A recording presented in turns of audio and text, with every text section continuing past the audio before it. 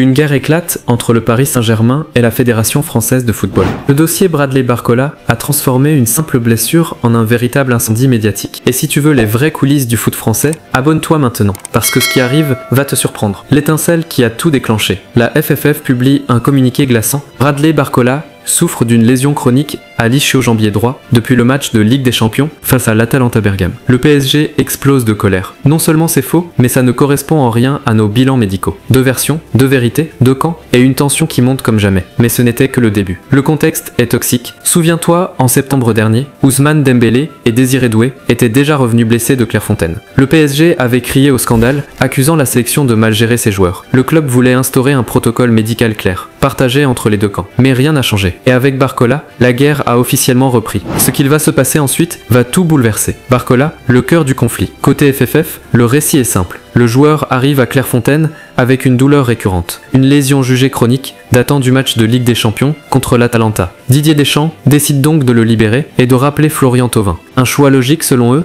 mais un véritable affront pour le PSG. Côté PSG maintenant. Le club nie tout en bloc. Il affirme que son service médical n'a jamais évoqué de lésion chronique. Le PSG assure avoir envoyé à la FFF un rapport médical clair, sans aucune mention d'une blessure ancienne. Et surtout, le club dénonce une violation du secret médical. Pour Paris, la FFF n'avait aucun droit de divulguer ces informations. Et pire encore, la blessure n'aurait pas eu lieu contre l'Atalanta, mais bien contre Lille. Autrement dit, la FFF aurait manipulé les faits pour se dédouaner. Et ça, Paris ne le digère pas. Mais la suite va encore faire monter la température. Derrière cette guerre, il y a bien plus qu'un simple joueur. Pour le PSG, il s'agit de défendre son image. Le club ne veut pas être présenté comme celui qui envoie ses joueurs blessés en sélection. Il veut aussi protéger ses secrets médicaux et rappeler qu'un club n'est pas le serviteur aveugle d'une fédération. C'est une question d'honneur et de contrôle. De son côté, la FFF veut affirmer son autorité. Elle estime qu'elle a toujours communiqué sur les forfaits de manière transparente. Et qu'aucun club, même le PSG, ne peut lui dicter sa manière de gérer les joueurs tricolores. Pour Didier Deschamps,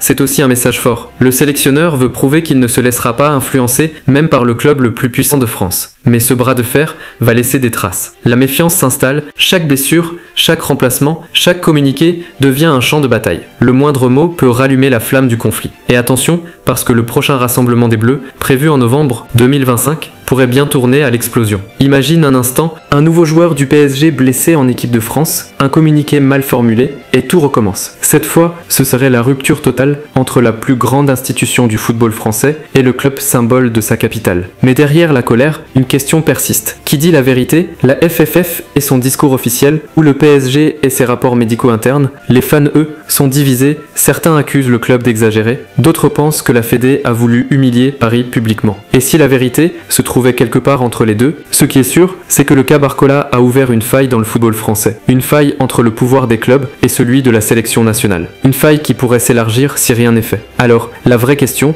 c'est pas qui a blessé Barcola, mais qui contrôle vraiment les joueurs français. Les clubs ou la fédération. Et toi, qu'en penses-tu? Le PSG a-t-il raison de dénoncer ce qu'il appelle une manipulation médiatique? Ou la FFF a-t-elle raison de défendre sa transparence? Dis-le-moi en commentaire. Et si tu veux les vraies infos, sans langue de bois, abonne-toi maintenant. Parce que la guerre entre le PSG et la FFF ne fait que commencer.